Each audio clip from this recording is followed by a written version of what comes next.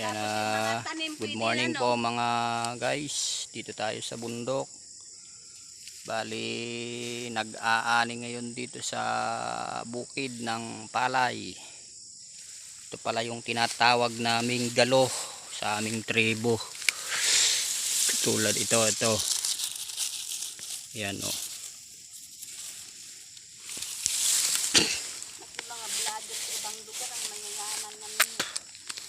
Ayan, si Ating nag-aani ng palay.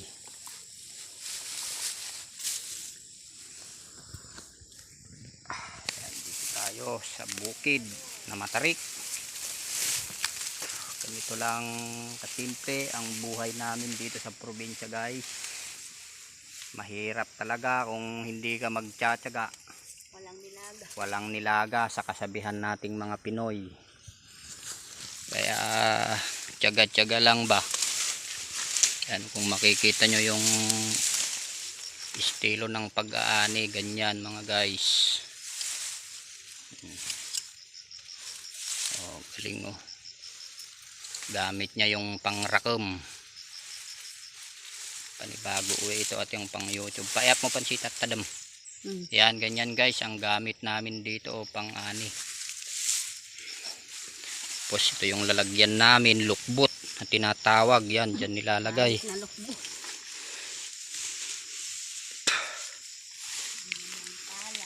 Kasto iti biyag dito ay kakabsat. No, panahon ti panag-aapit, panag-aani. Oh, bundok. Iba yung taniman sa patag, tubigan, talon. Ito ang kaibhan dito sa bundok naman, tinanim. Yung masarap na palay. Galo, kung tawagin sa aming tribong Ilongot. Lubag, kung narabot ti Ilocano.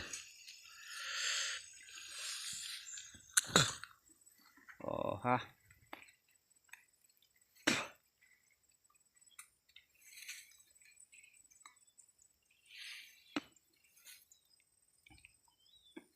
Ito guys, violet yung laman niya oh. Galo.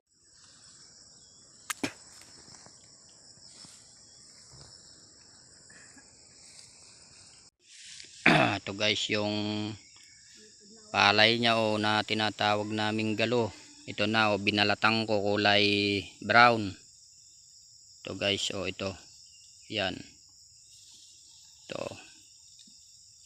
Yan ang laman niyan, laman nito. Violet. Yan, ganyan ang proseso ng pag-aani. Tiyagahan lang talaga guys. Ayan.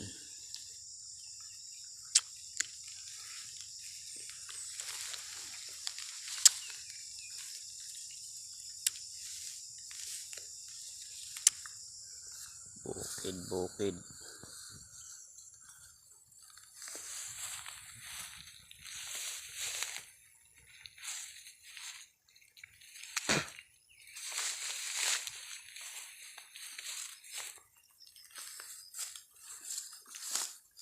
Mga palay. Yan guys, pagkatapos nating mag-ani ng palay, ito naman ang isinunod natin. Yan, saging naman ang inaani natin ngayon guys. Yan, pang bili ng siyempre yung pangangailangan